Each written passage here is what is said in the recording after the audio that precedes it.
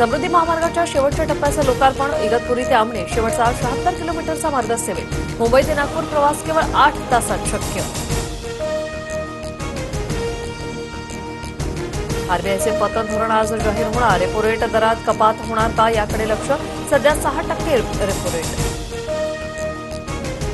सीईटीसाठी यापुढे राज्याबाहेर परीक्षा केंद्र असणार नाही. उच्च आणि तंत्रशिक्षण विभागाचा निर्णय.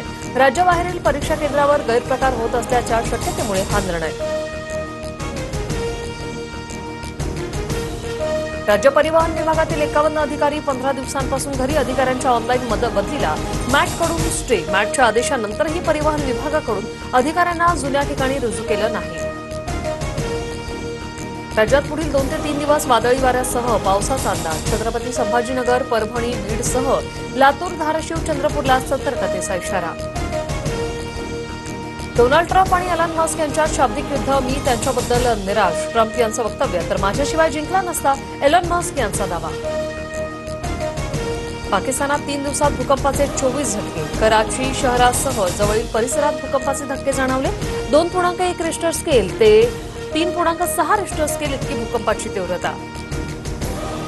भारतीय संघ कसोटी सामन्यांच्या मालिकेसाठी इंग्लंड दौऱ्यावर रवाना. शुभमन गिलच्या नेतृत्वाखाली टीम इंडिया 5 कसोटी सामने खेळणार.